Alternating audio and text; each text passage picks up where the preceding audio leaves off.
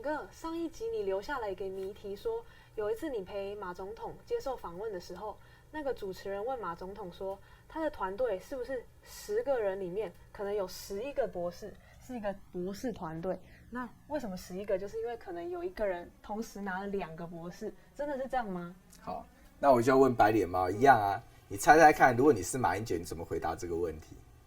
你马总统，你好像特别喜欢用博士，听说你的团队里面哈，就是10个人有11个是博士，因为有人拿了2个博士学位。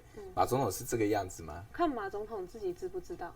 哦，他应该知道吧？知道。对。那怎么回答这个问题？那就回答，对啊，我喜欢用博士。又怎么样？你咬我啊？没有，马总统回答一个非常好笑的回答，他说。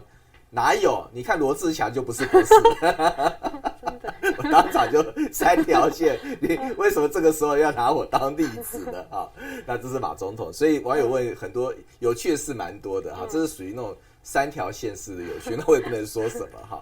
但是其实还有很多有趣的事情啊。那我特别再讲一个比较有趣的一件事情，这件事情是我写在这个马英九的15个小故事里面的一个小故事哈，那是在讲一个治咳神水的一个故事哈。那首先我要讲就是说，马总统其实一直是人家称他为健康宝宝哈，你知道他很喜欢运动嘛，所以他其实身体是蛮健康，也很少生病哈。那但是因为选举真的太超了哈，所以超到最后，我们在08年选举最后他就生病，而且病蛮久的哈。那病了我看至少1个多月哈。那主要症状就是咳嗽不止啊，那其实蛮困扰的。他咳嗽严重到什么程度？就是还惹出了一个新闻，这新闻就是他跟谢长廷在做总统大选辩论的时候，然后因为那个咳嗽实在忍不住，所以谢长廷发言的时候，他就会一直忍不住咳嗽，咳到最后谢长廷就翻脸了，说你是故意的来闹我的哈，所以谢长廷就很生气啊，所以那是一个插曲啊。好，那我就要来讲这个治咳神水的故事啊，就是因为实在是咳太久，那他的习惯都是就是看医生嘛，可是医生也没治好他的咳嗽，所以加上谢长廷那个事情，让这个马英九咳嗽的这个事情啊声名大噪，所以就很多民众开始来关心他咳嗽这件事情。那你就知道各个民众一热情就送很多的偏方、药方奇奇怪怪什么东西都有，所以我们的车子到最后都变成药罐车，走到哪里就有民众送怎么治咳的一些秘方啊，或者是一些特效药啊，来给马总统哈。可是马总统都还是一如以往，他就是只是按照西医的指示吃药哈。但是有一天，不知道是不是因为实在是病拖太久，他是不是也开始有点没耐性了哈？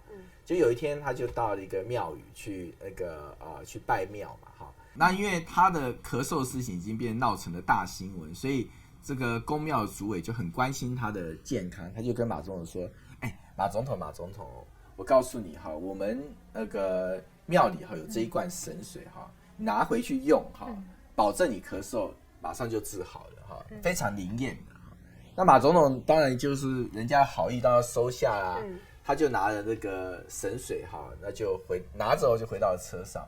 那就开始要跑下一个行程，他就一边咳嗽，然后神水就摆在他的那个腿上嘛哈。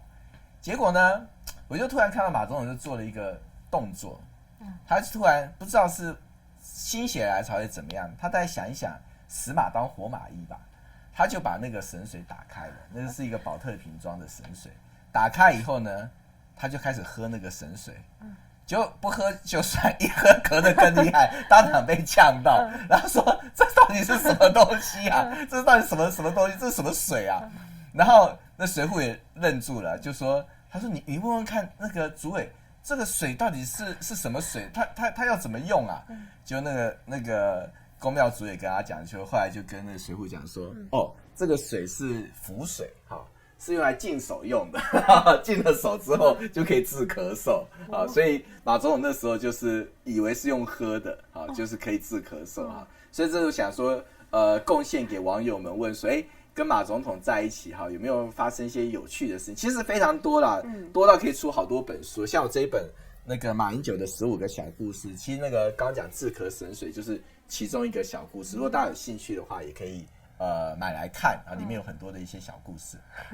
真的蛮好笑的。那强哥，你前一集还有讲到说不姓罗的那个故事啊？对，我发现你的家人也很辛苦是，就是除了太太很辛苦，女儿也很辛苦。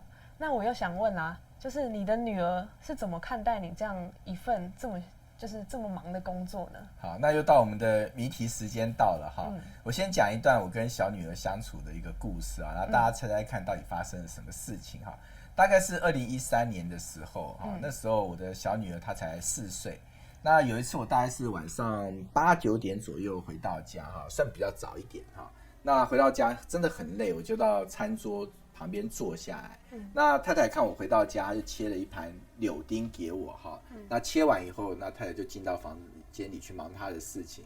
那小女儿还没睡，那看到爸爸回家当然很开心哈，就在我旁边又抱又亲的哈。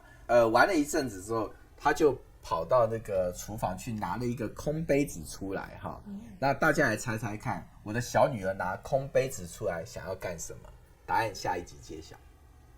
今天的节目到此，感谢您的收看，欢迎您订阅励志人生，并开启旁边的小铃铛，以方便收到讯息的通知。励志人生，我们下次见。